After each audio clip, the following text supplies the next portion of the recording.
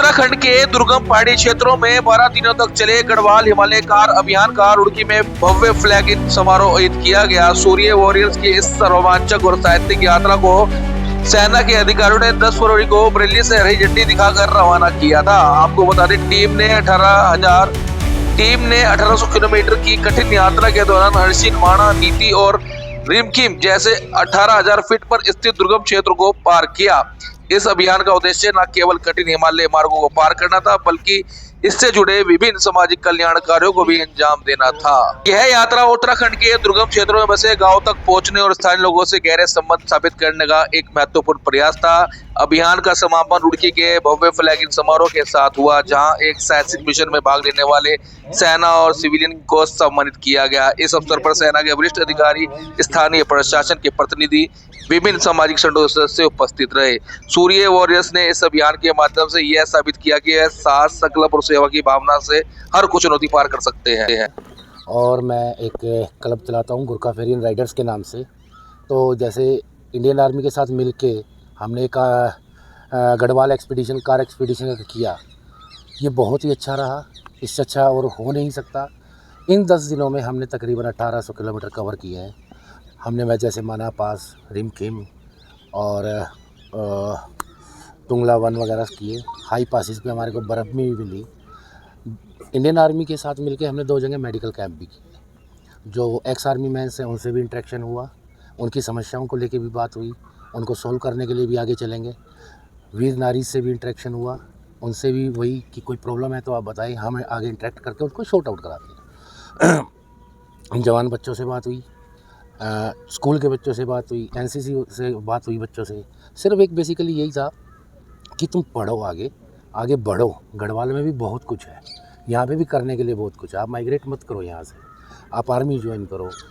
Basically फिर हमारा क्या था सर कि अगर हम ऐसे आएंगे तो घूमने आएंगे तो टूरिस्ट ओबियसली आएगा और उनका रोज़गार बढ़ेगा, ताकि वे होम स्टे अपने बना सकें या सर्वाइव करने के लिए। और काफ़ी अपील, जो ये यंग ब्लड ड्रेन हो रहा है सर मेट्रो सिटीज़ की तरफ, यही गलत हो रहा है। अब यहाँ पे डेवलपमेंट ऐसे नहीं होती सर। हम जैसे हिमाचल जाते हैं, लद्दाख जाते हैं, अब उन्होंने वहाँ से ट्रेन करना बंद कर दिया है।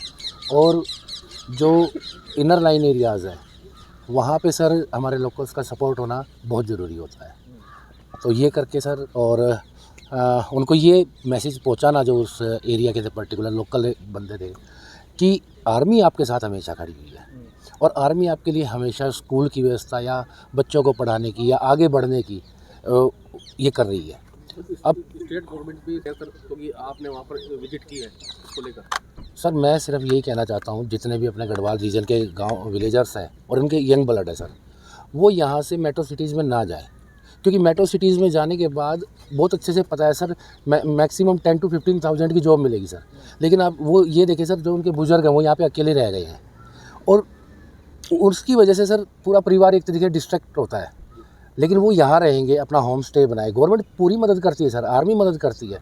आप अपने होम स्टे बनाए यहाँ पे और उसको प्रमोट करें। आजकल तो सोशल मीडिया का ज़माना है सर। सर जो जैसे सरकार सर को लेकर, रोज़गार को लेके सच, जैसे मैं आपको बिल्कुल क्लियरली बताता हूँ, ये सिर्फ हमारा एक माइंड सेट है जो हमारे बच्चों के मन में है अभी, कि हमें वहाँ जाना है, ये करना है। लेकिन मैं कहता हूँ सर, मैंने लद्दाख भी देखा, हिमाचल भी देखा, वाकई में वहाँ पे डेवलप कर रहे हैं सर।